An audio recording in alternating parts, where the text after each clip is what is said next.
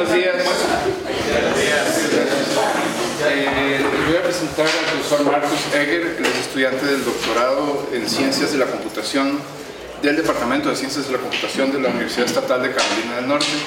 Él está aquí de visita para buscar lazos de cooperación con la Escuela de Computación y hoy nos va a dar una charla sobre el pasado y futuro de la inteligencia artificial. Así que, sin más de eso, pues los dejo con Marcus. Gracias. Buenos días. I'm Marcus. I'm going to speak in English. Please, if I talk too fast or if you don't understand something, please interrupt me. I'm going to start with, he already introduced me, I'm currently a PhD candidate at NC State. My research is in game AI, so I'm really interested in video games. I'm really interested in games where communication with players is key part of gameplay, where agents that are in the games have to have beliefs about what the player believes and so on. And how we can build AI agents that play well with humans, exploiting how humans communicate with each other. I'm originally from Austria, so that's where my accent is from, if you were wondering. And hablo un poco de español. Cuando alguien tiene preguntas, es posible, pero I don't know many of the technical terms, so I will probably respond in English, even if you ask in Spanish. But we have people here that can translate if there are any difficulties. And please, really, if I talk too fast, say something.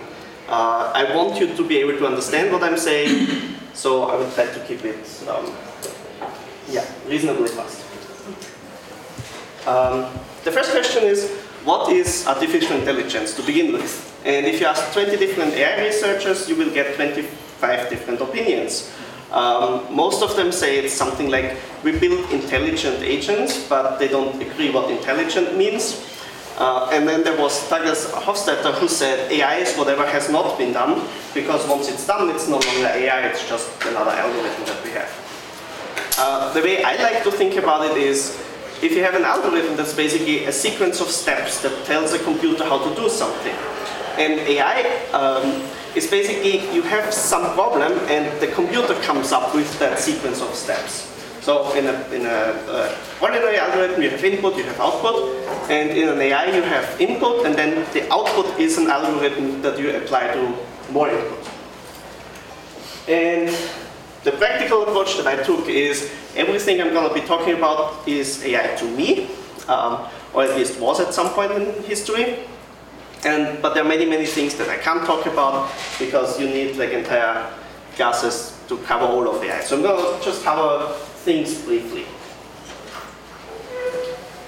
And the way I approach AI from the different point of view is like, what do we do in AI? And one of my teachers at NC State used to say, everything we do in AI either has to do with representation or with search. And to that I would add optimization, because that's really the same as search, but search kind of implies that you can find your goal, whereas optimization just says you want to get as close to your goal as possible. So let's talk about what happened a long time ago, 50s, 60s, the origins of AI, basically. And I say 50s, 60s, the actual origins of AI are way older. If you look at ancient Greek philosophers, they thought about logic, and one of the questions they asked themselves is, can we do this logical reasoning automatically? Could we build a machine? In that case, that was not my presentation. In their case, it was basically, they thought they would build a physical mechanical machine that could reason automatically. But when AI as a computer science subject really started was 1950, the Turing test was devised, which was basically this question, can we build an artificial intelligence that is indistinguishable from a human being? So you're in a room with a computer, you talk to the computer, and the responses either come from an AI or they come from a human, and if you can't tell which one it is, then we win as AI researchers. That was basically the thought experiment in 1950. And then in 1956, the Dartmouth College had a summer AI conference, and just mentioning that because that's the first recorded time that the term AI was used. So this is where they invented actually artificial intelligence as a term. And early it was really exciting. They started with, they built a program that could play chess and checkers. Not as good as we can now, but they were actually reasonably good against humans. And one of the themes that you will see throughout AI is basically all the great successes come from games. So I do game AI, I find that really encouraging that people do research in games and then that actually spawns a whole field. In 1965 we had ELIZA, which is another toy. It was the first robot that or program that you could actually talk to. And it was really a toy. If you told it, I don't feel well, then it would just respond to it with, why don't you feel well? So it would basically just take whatever you say and put it back to you as a question. Kind of like a psychoanalyst stereotype. And then in 1969, there was Shaky the Robot, which was the first time we had an actual robot that could reason about things. So you could tell the robot, I want you to get the blue block, and then it would look around, find a blue block, would figure out how it could get there, would figure out how it could pick that up and return it to the user. So that was one of the first instances of automated reasoning in terms of robotics. So you had an actual physical object that moved around and did things for you. So I mentioned earlier, everything we do is representation and search. So what's important? First, how do we search? If you've taken an AI class, or if you will take an AI class, most of them, or many of them, start with pathfinding. And I will show that in like 2 slides, or next slide. The other question is, how do we represent our data? If we can search something, if you want to be able to search something, we need to be able to represent our data accordingly so that we can actually find something there. And the next question is, I said the output of an AI algorithm is basically another algorithm. How do we represent these algorithms that we produce as output?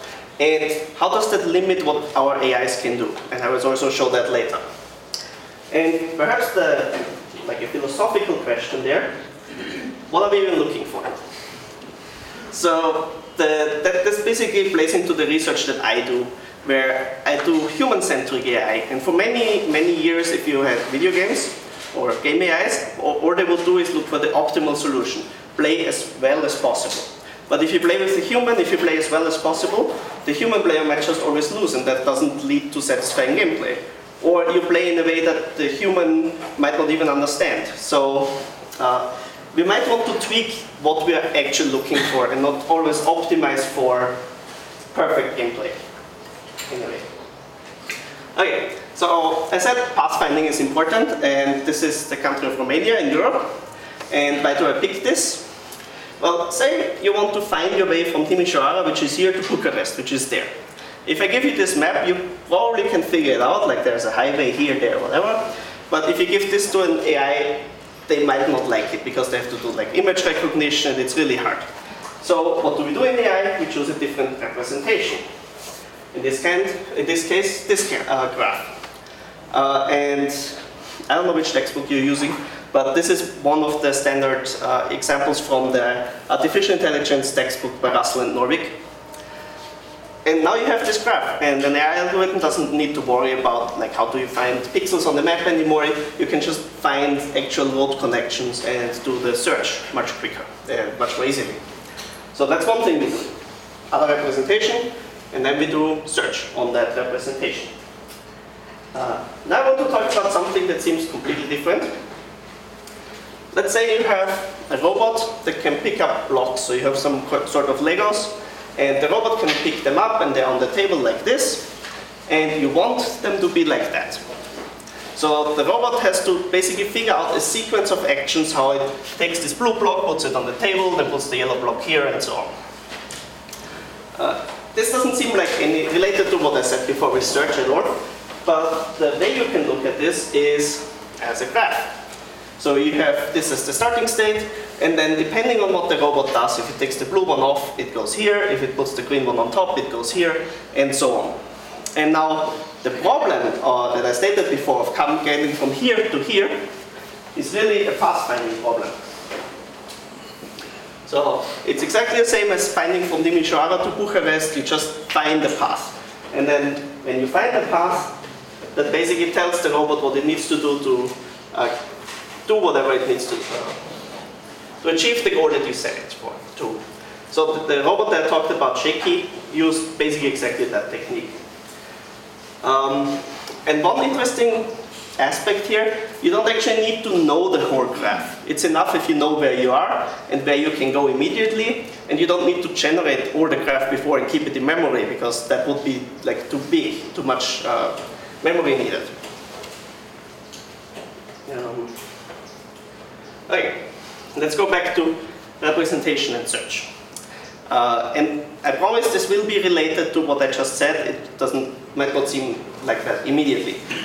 We want to distinguish between two different kinds of objects. Let's say we have cats and we have dogs, and we want to know what makes a cat, what makes a dog. And then if we find a new animal, we want to know, is this a cat or is this a dog?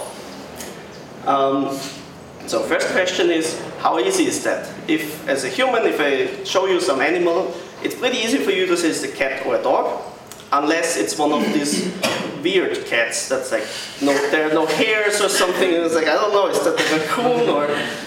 So the question is, how can we basically say what we can classify? To do classification, so this is again ancient history, 1957. This was one of the first AI classifiers that existed. And all it did is it took several inputs and then it had weights. These W's are the important part. This is what we learn. And all it did with those was sum them up. So it took x1 multiplied with w1, x2 with w2, and so on. And if that was greater than 0, it would output 1. This is a cat. Or 0, this is a dog, if it's less than or equal to 0. There's one thing more. There's a W0. So what is this? This is basically the equation for a plane, or a half plane in space. So all we can do with this is we take some high-dimensional space, we put a plane in there, and we split it into two parts. So as long as we have something that a plane can clearly separate, we can use this. For example, cats and dogs. So cats are usually smaller, dogs are usually a bit bigger. And we can see there's a clear line that we can put to distinguish between cats and dogs. How does the thing that I just showed you, the perceptron, actually learn this? Well, we just start with a line. And then we put the cat in there. And I was like, well, our line doesn't fit. So we have to put it somewhere else. We put it higher. Then we put the next thing in there. And I was like, well, still doesn't fit. I have to put the line somewhere else. And we just keep doing this. Put the dog. Now we need to tilt the line a bit. And basically, what happens is, this dog is over here, so it tilts the line. Because it already knows that the cat is here. So basically, as you add training examples, you adjust the line accordingly, so it still fits all the training examples. So we have another cat, then we have the dog, and then we have the last cat. And now we have a classifier. Now if you give me a new animal, I put it where its size and weight are, and as I put it here, well, this is a cat. Problem is, there are tiny dogs, and there are giant cats. For example, this is the Maine Coon. It's the largest domestic cat breed. Well, now we don't have a good line anymore. Maybe we can fit something here, but I think it would even... So we have a problem. Only thing we could do before is lines. There's no good line that we can put here. We can't use the perceptron anymore. So what do we do as AI researchers? We look for a different representation. And this is where neural networks come in. You might have heard this term. It's kind of popular right now. And if you remember the perceptron, we just had this step function. If the sum was greater than 0, we would output 1. If it was less than 0, we would output 0. Let's change that. Let's put something that's not linear anymore. So suddenly we have grades of catness and dogness. So you can say this is 0.5 a cat or 0.7 a cat. And mathematically it's expressed, we put some function, there are some restrictions on the function, doesn't really matter. The other thing you do is you actually take many of these things, and then at the output you still put one of these step functions, because at the end you do want to know for sure, is this a cat or a dog? But now that you have many of these non-linear functions, the output of that thing is actually nonlinear, and we can fit it into things that are no longer linear, that are not linearly separable, like the cats and dogs. But how do we learn this? So this is the problem is we found a representation that's really cool, that's really rich. We can there's a proof that shows that you can represent any function with this, but we need to be able to learn it. We need to. Each of these arrows has a weight associated with it now. We need to be able to determine what to put there to actually distinguish between cats and dogs. And the genius, I think it was in '75, where they came up with an algorithm. You have some output, you compare it to the output that you want, and then you can backpropagate the error and change the weights accordingly. And I will show you a kind of different perspective on that. So what you do is, you define an error function. And you say, well, this is the output of my network and what it should be, and then you just take the difference, and you take the average over all the training examples that you have, and then you just say, well, this is the error, we want to get it as low as possible, of course. And how can you change that? You can change the weights. So I just projected them onto one dimension because it's easier to see. And how you do that is, you start somewhere. Basically, randomly choose a starting point, and then you calculate the gradient, you calculate the slope. So for that, you need to be able to differentiate the function, which means that, which basically implies the restrictions on the functions that I said earlier. And you calculate the slope, and then you're like, well, this goes to the left, so we take a small step to the left. And then you calculate the slope again, and it's like, well, it still goes to the left, so let's go further to the left. And then you do the same thing, tiny step to the left, and it's like, well, this is kind of almost no slope, so we must be at the minimum. Problem is, we don't know that there's another minimum, because we just calculated these 4 points. Alternative, let's say we start here again, we take bigger steps. So we take one big step, and it's like, well, this still kind of slopes to the left, so let's take another big step to the left. And it still slopes to the left, so let's take another big step to the left. And once again. And then we actually reach this other minimum. So you can see, depending on how big you choose your steps, or even your starting position, if we started here, we would get here much quicker, changes what kind of optimum you find, or how you train your network. So another way to look at this. Let's say this was the first sequence of steps that I showed you. We started here, we took more steps, more steps, more steps. Then we can add the other option that we had.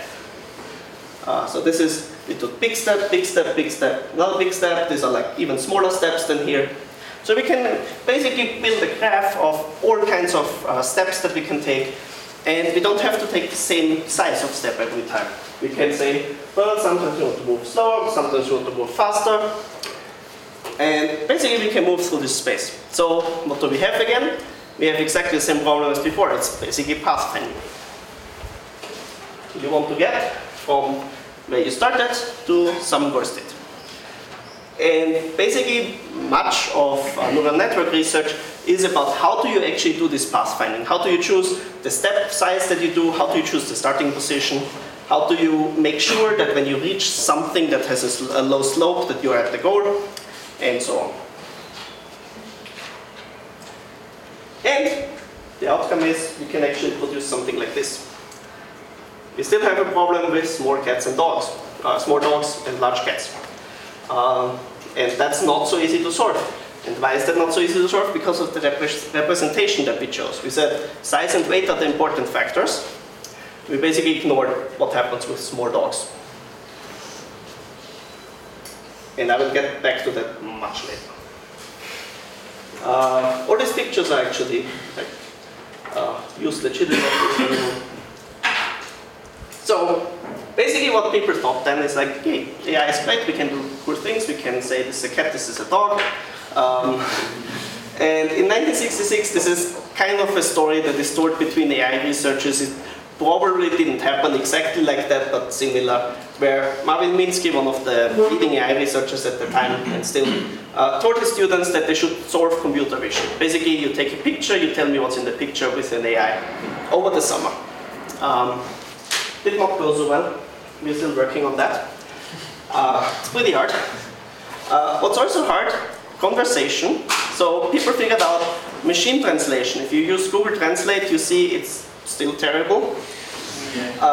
If you want to build an AI that you can talk to, there are so many things that go on where people use inflection, where people use sarcasm. Like all of these things are really hard for AIs to do still. Back in the 60s, 70s, the data amounts that they had were way too big for the computation power. This is changing little by little, but the more processing power we get, the more data we also get. So it's kind of, we're never going to catch up, really. So the good news is we still have work. The bad news, this is actually not bad news in a sense. There are people that actually work on breaking AI, but they're also AI researchers. And I'm going to show an example of that later. Then you have all kinds of ethical problems that I'm also going to talk about later. And I mean, we build cool things and they can be used for really good things, but they can also be used for bad things. And we kind of have to think about that too as AI researchers. And so I keep talking about the 60s and 50s. The problem after that, there was something called AI winter. Because of all these things where people figured out AI is actually really hard, there was not much money in AI after. So 70s, 80s, funding for AI was really cut down, and that was a period called AI winter.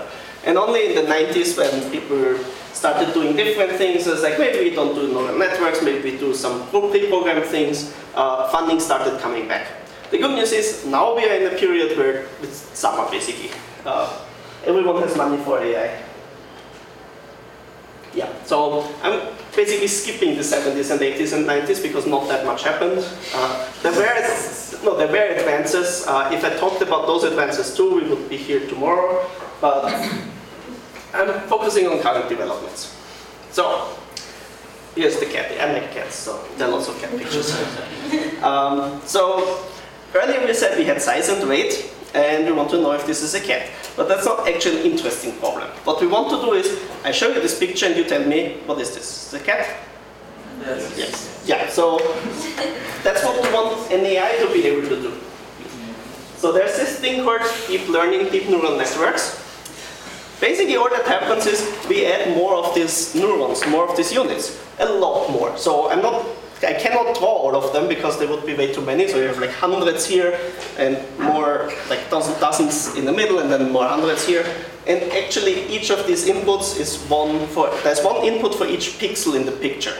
So you imagine the cat picture was in like 200 by 500 and you have 10,000 or so inputs. And so why does this work? Well, why does this work now? First, because we have more computing power. So back in the 70s, they couldn't have done that because they would have waited months or years for it to actually do anything. Now we have the computation power. But theoretically, why should this work? Why should just adding more layers do anything useful? I present to you a different network that seems to be a bit useless. It's called an autoencoder. And all we do is we put in some inputs, and then we want it to produce exactly those same inputs as outputs. So all this does is learn how to reproduce what you put in. So why is this useful? Because it has to go through this layer. And in my picture, this layer only has 2 units. So basically, to reproduce the output, it has to encode everything that comes in into these 2 numbers that come out here. And what that gives us is a different representation, because that's what we want. And in our cat and dog example, this could be size and weight, but we actually learn this automatically. So a neural network might come up with something a lot smarter than just size and weight, and actually figure out a way to encode catness and dogness into numbers in a way that humans could not even think of. And basically the same idea is here, but instead of producing the same output that we put as input, we output cats and dogs. And basically what happens here is there are different features that are selected of the animals or of the pictures that we put in. So maybe on this layer it finds corners or ears or eyes or something, and then on this layer it has one neuron that says, well, these are pointy ears, these are flappy ears, something like that. And it does that automatically. This is basically all I'm going to say about deep learning, there are so many more things you can do. So all of the networks I have arrows pointing forward. Some recent networks have arrows that point backwards, which basically means the network has memory, or you can represent time series, or all kinds of things. And the more things you add to your representation, the smarter you have to be with your search. Any questions so far? Okay. I'm going to talk about words now because numbers are too easy. So numbers, we can just put numbers in a computer, it's super easy. How do we do text? Well, what do we do as AI researchers? We search for different representation. And one that would be nice is vectors of numbers. So for example, let's say we have Austria and Vienna, which is the capital of Austria, and Costa Rica and San Jose, and we put vectors to them, or we want vectors for them. But we want vectors that are not just like random numbers, we want them to have some sort of meaning. So for example, if we take the vector that goes from Austria to Vienna, and the vector that goes from Costa Rica to San Jose, it would be nice if those were the same. And I mean, in this example they are. And what this means is we can actually do vector calculations on words. So we can say Vienna minus Austria, which is the vector pointing from Austria to Vienna, and then we add that to Costa Rica, and what we get is the capital. And when we have more countries, let's say we have the US somewhere here, and we add that same vector that points from a country to its capital, it would give us Washington, DC. So this kind of seems unrealistic, because what do vectors have to do with words, and how do we even do that? But this is actually something we can do.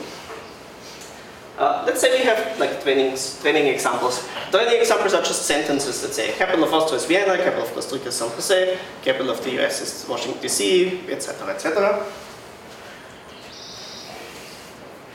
There we go. We take another neural network. And now instead of inputting cats and dogs, what we take is the first sentence that we had, capital of Austria is Vienna. We look at Austria as our keyword, and everything else is the context. And then we use the context as input, and the keyword as output. And then we do that for all the sentences that we have. And as I said before, what the neural network has to do is it has to extract meaning from these things through the layers, and like these two numbers have to encode how to relate this part of the sentence with this word. And basically what happens is you will get an x and a y coordinate, and that's the vector for Austria. And if you do this for enough training examples, from the context it will learn the meaning of words, and then you get this vector representation that I showed you earlier that actually captures semantics instead of just being random numbers. And again, if you do this in a realistic scenario, you will have like 300 or so in the middle, so you have 300 dimensional vectors. I'm not good at drawing those, so I'm not doing that. And what is this useful for? So what you want to do is you want to ask a computer question. It's like, well, how do we do that? We maintain a database of knowledge, and we want to perform lookups. Now we have vectors. We can actually do vector math. It's like you ask the computer something, it will calculate the difference to what it knows by first translating a question into whatever internal representation it has, like those vectors, and then choose between the answers and give you an answer. So this is how Google answers your questions that you put in there randomly. Sometimes well, sometimes not. And another example that uses similar techniques is IBM Watson. I don't know if you've heard of this. It was actually built to beat humans at Jeopardy, which is an interesting game because it features lots of puns and rhymes and all kinds of really hard problems for AI. And they were really good at beating Jeopardy, and now they're actually using IBM Watson in hospitals, for example, to give advice to doctors. So this is another example where something started with games and now it has actual serious and very useful applications. The other thing I talked about earlier was planning. So we have these 3 blocks and we wanted to put them somewhere else. Well, that's not an interesting example. Here's something that might be more practical. So we have many blocks, and here's a problem. Planning is p-space complete. Have you covered p-space? Well, You might have heard of this one. So for those that haven't, P is basically all the problems that we can solve efficiently on a computer. NP, we think we cannot. So we are not entirely sure about this, but these we know we can solve efficiently. These we probably cannot. If we can, then basically all of cryptography and so on dies. So these are harder problems, really hard problems. Well, P-space is even harder than that. So it seems like, well, we have this nice planning approach, and then I tell you we cannot do that, because we cannot solve it in reasonable time. It turns out practical problems we can still do. So there's a lot of research of what makes a planning problem practical, what properties make it hard, and for those that are practical, how can we solve them fast? There is a conference on planning where they have a competition on who can solve a particular problem the fastest. And usually what they do is they do a better search approach. So basically that means how do you choose the path that you go to first? Or you choose a better representation. Instead of having this giant graph, maybe you have a different graph that represents the same problem. And that's basically the two main approaches to how to make planning faster. But the other thing, we actually also kind of want to do more in planning. So we want a better representation that captures more things that we care about. The planning problem that I showed so far basically assumed you have one planner that plans for everyone what they should do. So if you have multiple robots, one computer in the center tells all the robots what to do. That's of course a problem because A, that computer needs a lot of processing power, and B, if that computer fails, you don't know what to do. Maybe you have robots that go inside burning buildings and they don't have reception with the computer. So you really want them to be independent, and you want to have multiple agents that plan.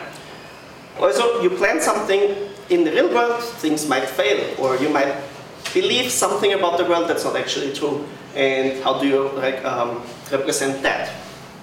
And one interesting application of planning, what if you want a computer to tell a story? So computational storytelling is actually something people research a lot, and it turns out plans, they are basically instructions, sequences of steps that the robot should perform. It's very similar to sequences of instructions to actors on the stage or in a movie. But in stories, you really want actors to have conflicts between each other, and how the conflicts often arise if one actor believes something that the other one does not. Or you want actors to actually follow goals that might not be the same as the outcome of the story. So you have the bad guy that wants to rob a bank, but the story says at the end the bank is not robbed because the police captures them before they succeed. And all of these things are actually being researched. I'm going to show you just one simple example where basically you have two people falling in love with the same person, and they want to marry that person. And this is basically an example of, you have a plan that actors actually execute, but you also have a plan that they only want to execute. So in this case, B loses a ring and they want to find it, but they don't actually succeed because A finds the ring instead and then proposes to C and then marries C. So basically this is just, we need more representation to do things that we want to do when we do storytelling. Okay. I'm going to talk about some challenges that we face now, and these are mostly ethical problems, but also some technical problems. So first of all, this is another picture, and I think you will all agree with me when I say this is a bird, right? Anyone against my assessment here? Well, there is a computer vision algorithm that thinks this is a bird. I don't know if you can see this on the screen, but there's like an eye here, very faint. So basically what people do, this is adversarial AI that I talked about earlier, where people take pictures of, let's say, a cat, and then they put some other pixels in there, just a few. To a human, well, I don't really see a bird, but to a computer vision algorithm, this is a bird. And why is this a problem? Well, we have self-driving cars now. Imagine you have a screen at the back of your car that shows a picture that looks like a cat to a human, but it looks like a stop sign to the car behind you. And suddenly the car behind you just stops. So these are real challenges for the computer vision algorithms, but also for humans, because you can never really know what's going on inside the machine mind because you see something completely different. That's the last cat picture.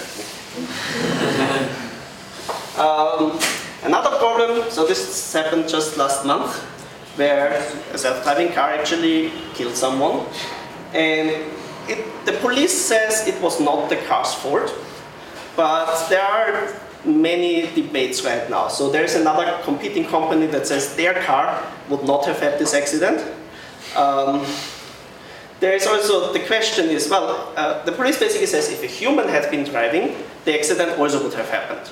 But do we have the same standards for humans and self-driving cars? Basically, it was dark is one of the excuses, but for a machine, does it matter? They could have laser scanners, they could have things that actually work in the dark. And then that doesn't become a factor anymore. But then once you actually think that it was the car's fault, who do you blame? Was it the programmer that programmed it? Is it the company? Is it the driver? Because there was still a driver in there that just let the car drive. So these are real problems that I don't know the answer to. I'm just saying we basically need to figure this out. Probably, hopefully before something like this happens where the car is actually at fault, or where the police says the car is actually at fault. So this is a real challenge. And it also plays with another thing is you always have to be able to say why the car did what it did. And many of the algorithms that I showed before, many people that apply them don't actually know how they work.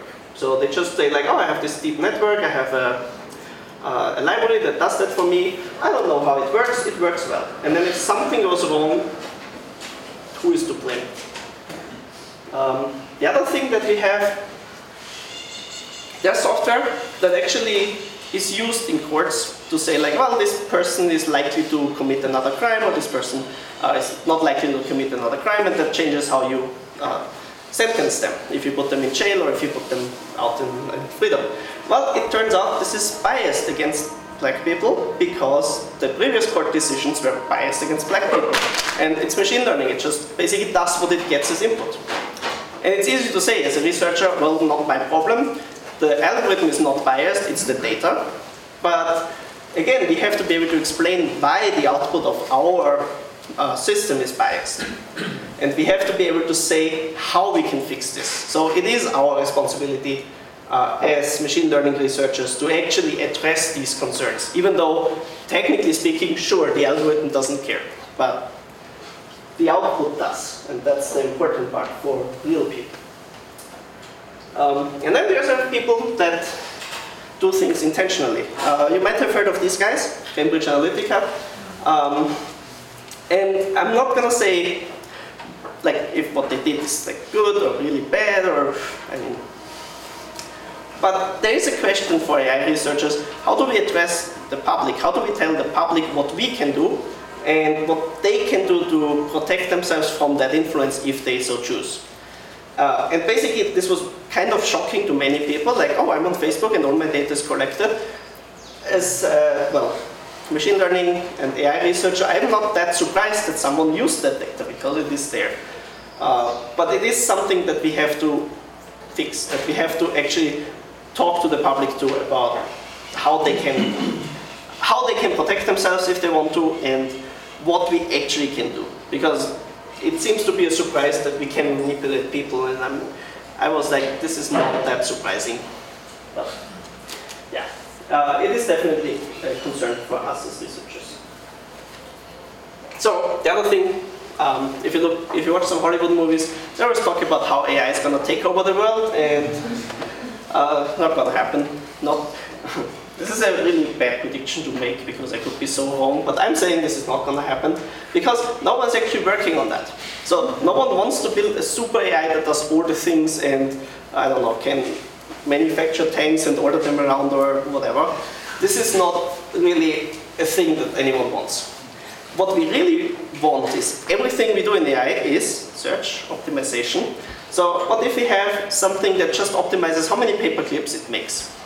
And one of the things that it could do is like, well, I could make more paper clips if I actually kill all the people, because then they don't stand in my way and I can build more factories.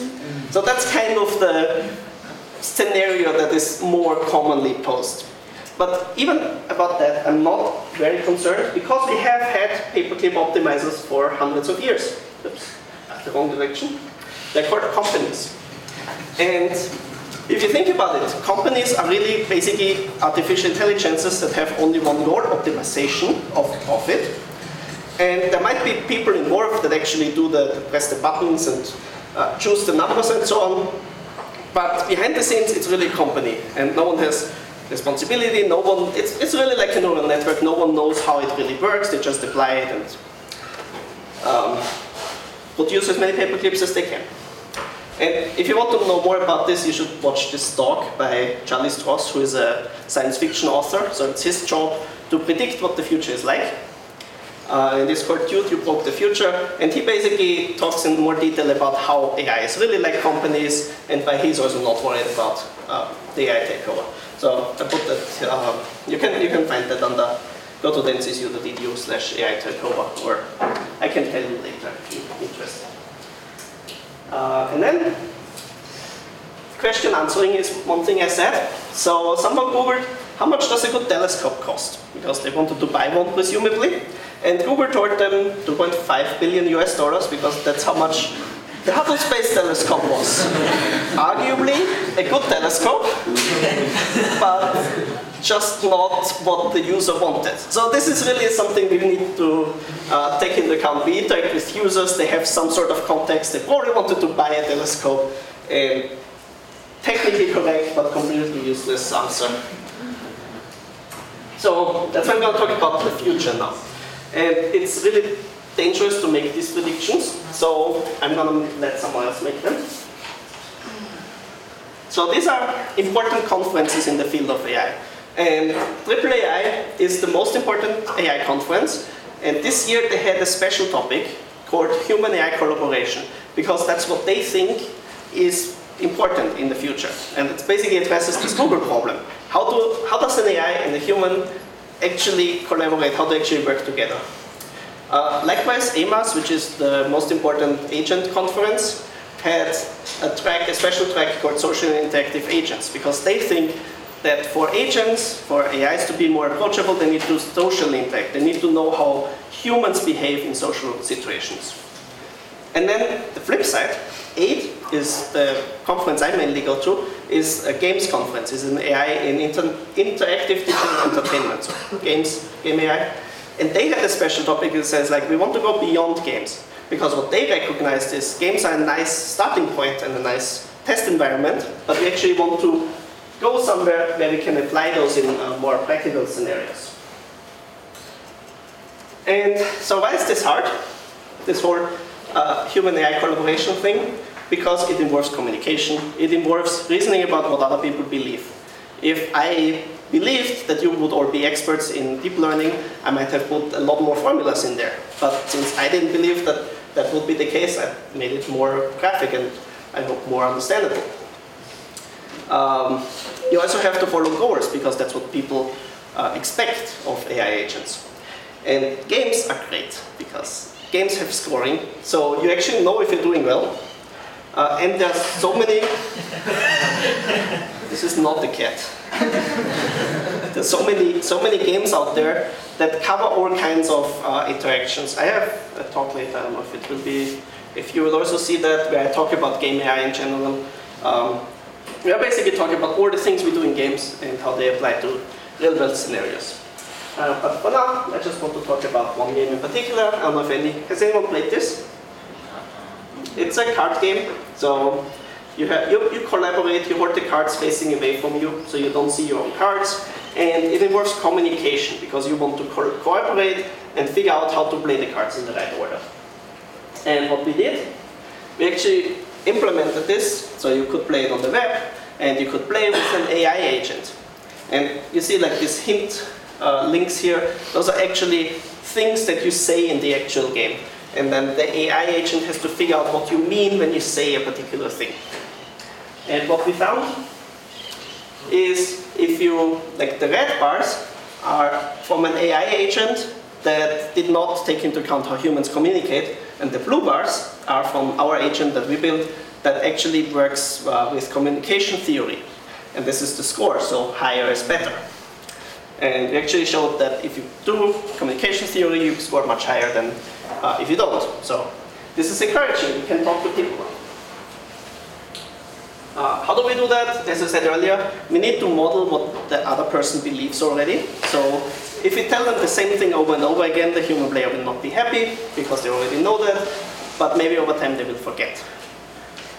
Then you also want the agents to follow some goals. In the case of the game, it's easy. They want to win, so you have a goal there already.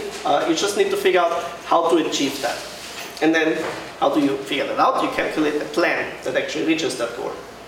And the neat thing that we did there was the plans don't just manipulate the world, like you have a robot that picks up blocks and so on. We also have actions that communicate with the human player, and then we can model how that changes what the human player believes, and so on.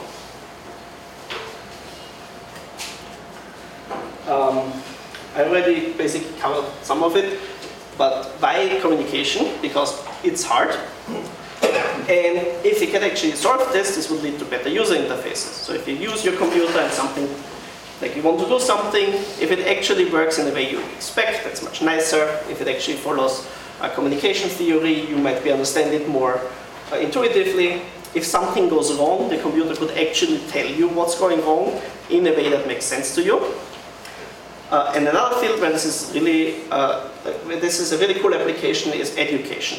So if you have a program that teaches you, let's say, logic, and you get stuck, then you can ask the computer, give me a hint, and it will give you a hint that's actually useful, that's actually telling you something you don't know yet, that's actually leading you to the goal that you're following. So these are all applications that we are looking into. So the other, I'm still talking about the future. That's why I talk about my work. But big data is also the future. So we have more and more data all the time. Problem is, we get more data than we get computation power, so we need to figure that out. The other problem is reproducibility. So someone makes something and says, this works great, and then you try it out, and do you have a question? Or? Oh, okay. So this works great, and someone else tries it, and they cannot reproduce the same results. They're like, this actually doesn't work at all. And the problem is, many people don't report all the parameters that they use, they don't provide all the data because it's way too much, and so on. And this is definitely something that also needs to be looked into in the future. And one of the other things that many people do, it's really easy to use the techniques that I showed. There are libraries that do all the things for you. So you take a large amount of data, you just put it into this library, and it tells you something, or not, and you just look for whatever you can find. The problem is, as long as it works, that's great. If it doesn't work, no one knows how to fix it. So what's needed is more experts that actually know how these neural networks work. So one thing I often hear is, neural networks, no one knows how neural networks work. That's not true. The people that invented them know exactly how they work. The people that do research on them know exactly how they work. The problem is that people that use them probably don't know how they work. And if they run into problems, they just start playing with things and doesn't work too well. So basically that's my encouragement. If you want to do big data, you should also look into how it actually works behind the scenes. The other problem is, what if we don't have enough data? So everyone talks about big data because we collect more and more and more, but then there are things where we don't have enough.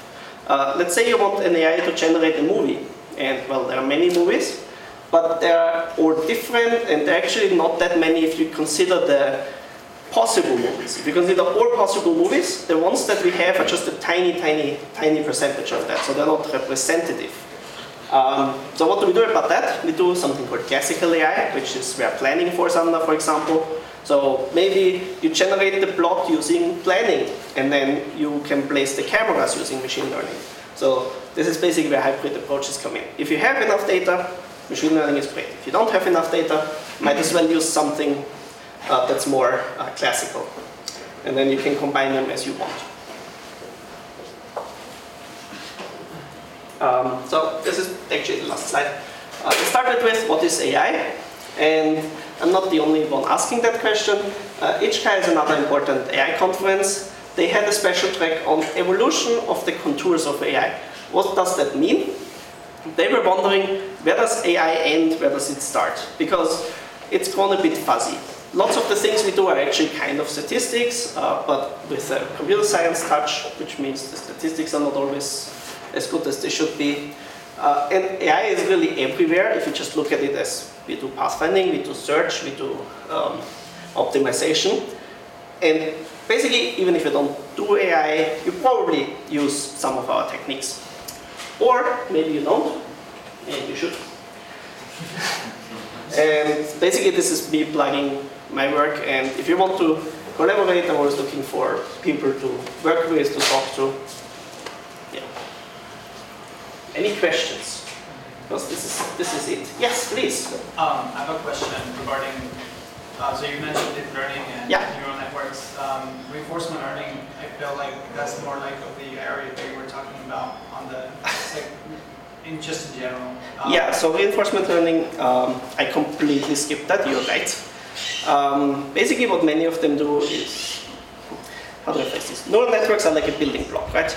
And then if you have reinforcement learning, for everyone who doesn't know, sorry. Reinforcement learning is basically you have a world and you have an agent that lives in that world and does things and then gets a reward. So the classical example is you have a grid and there's some holes and a goal. And the robot has to find the goal, and whenever they fall into the hole, they're put back at the start and get punished. Like you get -1 point. If they find the goal, they get +5 points. And the goal is for the agent to learn how to solve this problem. And neural networks are one of the... Sorry? No, like the game Snake, in which... That is also, yeah. You can also model that as a reinforcement learning problem. And neural networks are sometimes used as a building block in there. What was it? AlphaGo basically used the neural network to model which move to take in which situation, but then you have this larger reinforcement learning loop around it that basically told it when it would win on those games. Does that kind of address your question, or? Yeah, I was just wondering where. Yeah, I mean, yes, it's an important field. It goes way beyond. Is that what you do? Is that what you research, or? No, so my research is really in classical AI. So I use planning mainly because the games I'm looking at, I'm basically, for Hanabi, there was no data set at all. So I'm one of the first ones to actually generate data. And there were other people that did research, but they didn't provide their data. And also, I'm looking in interaction with humans, and it's really hard to collect a lot of data there. So now I have data. Now someone could do machine learning, but I'm actually looking at different games now. So, yeah, I'm really using the classical AI approach of you have a goal, you have a state, how do you find this, some sort of action sequence to get to that state? Yeah? Any other questions? Because I'm done. Muchas gracias. If you can think of any questions later, feel free to email me. Yes, please. It was about something that you talked about earlier around current developments. About? Yes, it was about the relationship between heuristics and the biases that AI has. Ah, yeah. So you are talking about this one? Yes. Yes. Because for humans we have heuristics, and I wanted to know if you could maybe talk about a little more about the relationship between heuristics and the biases that AI has. Yeah, so, well, one of the problems is, starting with this, one of the problems is we built an AI system that does the same as a judge from, whatever, 1950 US. So we basically built a human, but we didn't want to build a human. We wanted to build something that's better than a human, because humans make mistakes there. So that's one form of bias that humans have that the AI should not have, but does because it just uses human data. Heuristics, for humans, there's a difference between the heuristics that AIs use and humans use, because human heuristics are often hard to formalize. So if I show you a picture and you tell me this is a cat and I ask you why, you will probably say something, but I can't code that into an algorithm because it's very like, looks like a cat to me, or it's like very intuitive, right? And then the heuristics that we use in AI are actually more mathematical models of, we want to model the distance between two things, but we don't actually know the distance, so we just guess. And in the case of pathfinding, let's take the straight line distance, and then we have a heuristic, and that's kind of an approximation. That's not what a human would do necessarily, right? So, because you see the map of Romania, you see there are mountains, there are all kinds of things. You don't think like, oh, this is a straight line, I can just go there. You think like, oh, there's a mountain, or they have to walk around. And there are just too many things that go on in humans for that to be able to, for us to be able to actually encode that. Does that address your question? Yeah. Yes, please. I just wanted to see more examples of your work. Like, is that the only game that's the only game that currently works. I'm planning to finish the next one in the next, let's say, 2 months, maybe 3. And it's One Night Ultimate Werewolf. I don't know if you've heard of Werewolf or Mafia. It's a Werewolf, yeah. It's a social deduction game. So basically you have some players, what is it, Los Lobos? We actually do that. We use it in Telegram. Like the, oh, yeah, I've heard of that, yeah. Yeah, so I'm working on that. And the difference there is that you can lie to people, right? Right. So I'm currently trying to figure out not just how AIs can lie to people, but also how you can detect if someone is lying to you. And yeah, I'm still working on that, sorry. But can we actually see your results when you publish them? the werewolf ones, of course. I mean, they're gonna be. I mean, where? I don't know. No, I mean, that depends on where I submit it. It will probably be on my website, which I don't think I put anywhere. There are markets.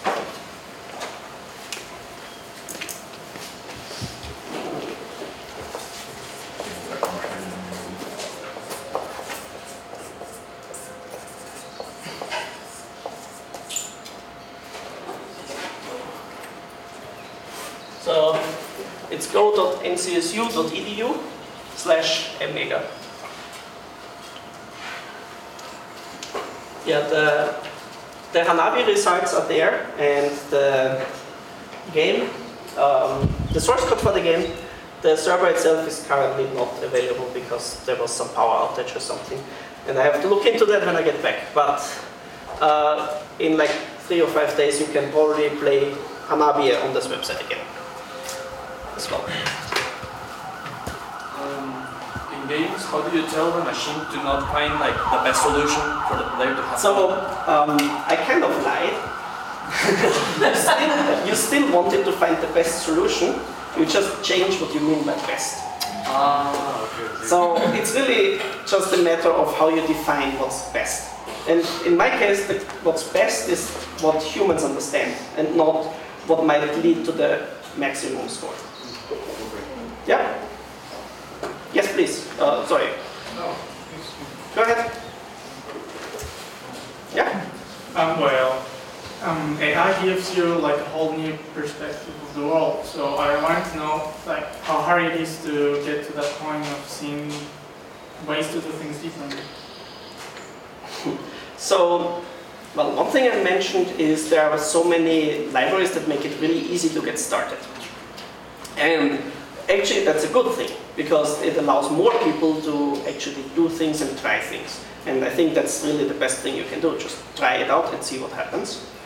But at some point, if you actually want to apply it to serious scenarios, you probably want to know what's going on under the hood. So I feel like it's not hard to get to that point, where you get hooked in a way. Like, you really want to know how it's working, how you can do more, and things like that.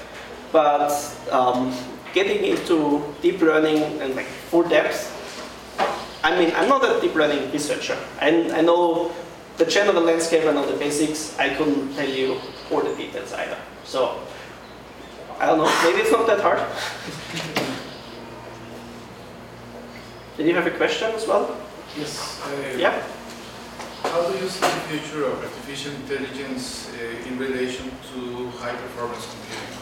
I mean, Yeah. many AI algorithms have been improved, recently by using HPC? Yes, I agree. So that's one of the things I talked about with big data, where we really need more computational power. At the moment, I think most people are trying to use more GPUs.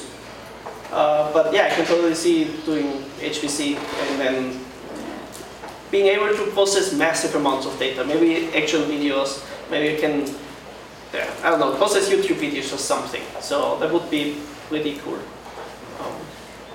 Yeah. Yes, please. How much is the difference between working with images and working with sound? Is it easier or? So I've never actually worked with sound, so that's the disclaimer. From what I know, it's easier because basically an image is a 2D sound file, if you think about it that way. So sound is like one dimension and then you have one variable, and an image you have 2 dimensions and one variable, which is the color. So I think it's easier, but again, I haven't actually worked on it. Do you have an application in mind or something that you want to do? No, I was thinking like how this Alexa from Amazon or Siri works, like when recognizing the voice. Yeah, yes. There's a lot going on there. The first thing they do is feature recognition. So when you talk to it, it actually tries to not recognize letters or words, it tries to recognize full names, which is like sounds, basically. And then it has a lookup table that basically tells us if you have these 5 sounds in a row, this is kind of like that word. And you probably also have some sort of vector representation where the difference. Of course, all of this is speculation on my part because they don't really publish that. But that's how I would do it. Yeah. And so I don't know if you've heard of Fourier transforms, for example. Fourier Transform. It's basically you take a sound signal and translate it into the frequencies that show up. So that's often used in sound recognition because it gives you different features and maybe features that you can work with more easily. So that basically all goes back to what I was talking about with you look for a different representation that makes it easier to work with what you have. But yeah, I think sound is easier than text. Alexa hates me. Alexa does not understand my accent at all. So, what can I do? Yes, please. You probably know AlphaGo, right? So is that? Yeah. I found a cheat sheet that talks about like what they use inside of it. Yeah. The algorithms. Is that similar to what you do? Like. No. I mean, like for example, like Monte Carlo. So I know all these things, but I don't actually use them. Monte Carlo research is actually something that other people looked at for Hanabi, and it makes for really good results if you play with other AIs. But it actually leads to a problem where the actions that the AI performs don't make sense to human. So it's one of the problems. Like the AI can play Hanabi really well. There are AIs that score almost perfectly when they play with each other, but they do really badly with humans. And yeah, it's just a different problem that they're solving, basically. And AlphaGo, because it's competitive, your moves don't have to make sense to the opponent. They basically just have to be good. And it's also more abstract, so you really have a sense of what is a good move and how does that actually work. It's different from communication games, basically. But yeah, cool question. Like it. Anything else? Again, I should put up my email address. There we go. Yo tengo una pregunta, pero es en español. Okay. Sí. Digamos, usted había dicho que quería que la inteligencia artificial trabajara con los humanos, colaborando, digamos, por el aprendizaje, digamos, que puede tener la inteligencia artificial automáticamente, dependiendo de los patrones que hacen las personas. Un ejemplo, si cuentan un chiste, un ejemplo, sonreír, ¿qué posibilidad hay de que también aprendan malos comportamientos? Porque nosotros los seres humanos también estamos llenos de malos comportamientos. Sorry, I got lost. Do you have the summary of the last half or so? What is the chance of learning bad behavior? Ah! Just like make my conscious mind. Yeah. Do you mean bad behavior as in they shouldn't learn it, or do you want it to learn bad behavior? So, I can talk about something that's kind of related. How do you teach kids to behave well? So for children, stories are usually what you do. So you use like this, oh, and then, I don't know which kid stories you have here, sorry. So, like, there are some in Austria where it's like you have to eat your soup or something like that. And there is actually research that makes AI understand children's stories to teach it ethics, because that's how kids learn ethics. And I think it's a really cool approach because it mirrors how humans learn this behavior.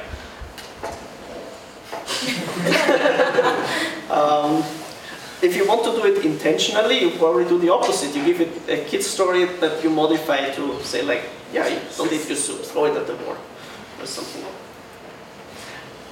I mean, in the end, whatever you give the AI, it will learn. So it doesn't discriminate. And it's really up to us as researchers to make sure that it doesn't do too many bad things, right? Jokes are actually, sorry, I'll get to you in a second. Jokes are really a cool example because there's actually a lot of research into how to generate humor. Because it's a hard problem. Much of humor derives from puns or like wrong contexts and so on. And how do you teach an AI to use something in the wrong context but it's still funny? And oftentimes it is funny, but it's funny because it's wrong. Sorry, you had a question. Why is it so hard to like document how a neural network is like working and at the moment? Because I've heard like, for example, the algorithm YouTube uses to recommend people videos. Not even the creators know how is it like working in the actual state right now. So there are two things there. So one, it's not hard to it's not hard to make it reproducible, you just have to put in the effort. But what actually happens is, in practice, people have this neural network and then they just try things. And then they change here something and there another thing and try it again and then it works. Or it doesn't work and they do some more things. And then at the end, no one knows what they changed over time. And it's like, oh, we have a working thing. Sure, that's good enough. And the other part is many of the people that apply those things really just work like that and they don't know how it's working internally. There are people, I'm sure there are people in the world that would be able to figure out how the recommendation algorithm of YouTube works. They probably just don't work there because they work in research and they actually invented these things. And I think Google is actually pretty good at hiring more AI, machine learning researchers now, because I think they recognize that this is not sustainable. Because if you want to change something and no one knows how it works, how do you change something? You just start putting random numbers in again and see what happens. It doesn't seem like a good approach. You have another question, sure. Maybe we should give you a chance first. Yeah, it's more of a personal question for me. Is yeah. When you were talking about the thought experiment of the paperclip. Yeah. Yeah, like for example, if I have to explain it to my dad, why would the AI go rogue and kill everybody? How do you believe that I will explain that to someone that doesn't know anything about? I think the company metaphor is the best way. So you just say, you already have an AI that wants to generate as many paperclips as possible. It's just called, I don't know what the paperclip company is called, but so basically you have these entities that are completely opaque to us, that we cannot see inside how they work, that want to optimize something, and they're just called companies, and they haven't taken over the world. That said, there are of course regulations on companies. So you probably want to do that.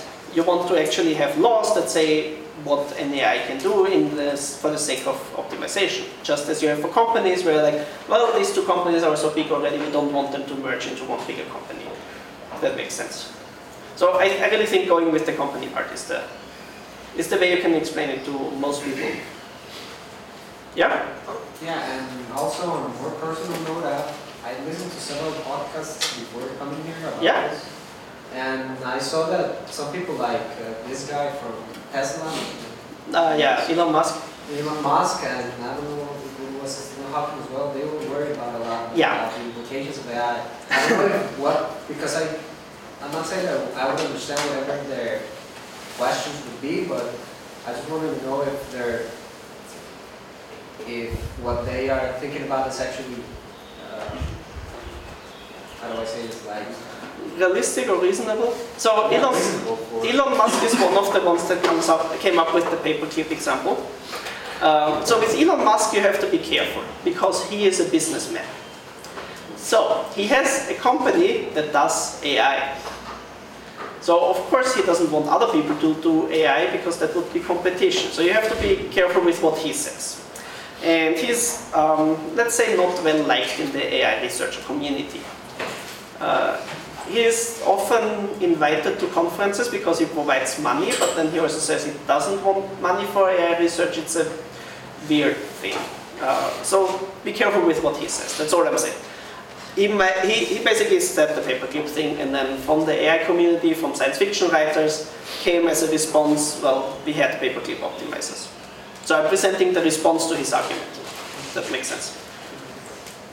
Yes, you had another question. Yeah, I was wondering, like, what led you to come here, and what was the idea of collaborating, and how long are you going to stay here? Okay, how long am I going to stay here? I'm leaving on Wednesday, but I might come back. So I'm graduating this December, and I'm looking for a job. And so I might end up here, who knows? Yes. How much time till the computer can think for itself, can act like well, part of being human? Depending on what you mean by that, they can do that, or they will never be able to do that. They have conscious of themselves. Depends on what you define as conscious. No. There's no good formal definition of that. Yeah. So, if you ask what I think you're asking, I would say never. Because, well, no one wants that. Like, why would you want the computer to actually do that for themselves? Well, thinking for themselves is different. So one of the things that people often say is that neural networks are working like the brain or something like that. And that's wrong. They're not.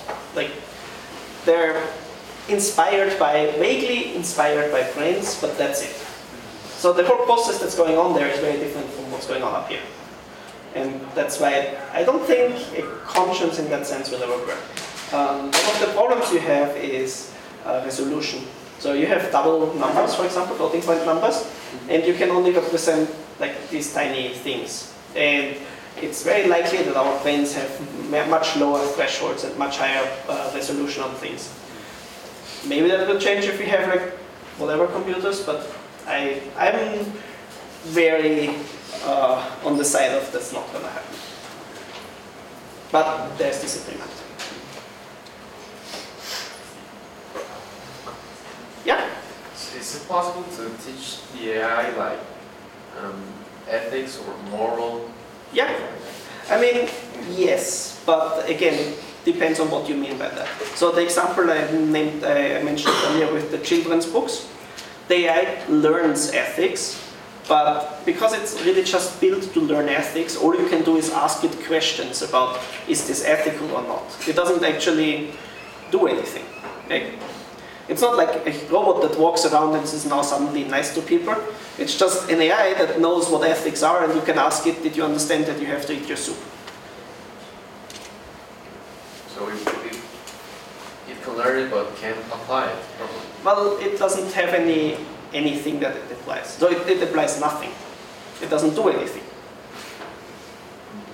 I think that's the main limitation. If you think of like we have this superhuman AI, you think of all of the different AI things together, but they are just not. Like there's just one piece that does this, there's one piece that does that, and there's no actual good way to connect them.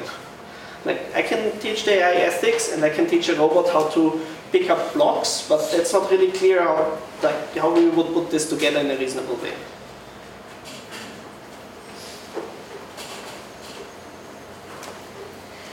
Yeah. I'll do that 2 time-wise. I thought I would go way over. So, good. Well, if there are no more questions, please feel free to email me. Also, if I actually come back next year, you can always talk. Are you a graduate student or? No. Okay. I mean, I do work on a company that they do machine learning with similarity search. Okay. And I'm close to the topic they're coming, so like. Okay. Cool. But I'm also interested if anything comes in for a project or whatever. Yeah, sounds good. Maybe I can get your email address after or something. Yeah? Sounds good. Gracias. Muchas gracias, Marcos.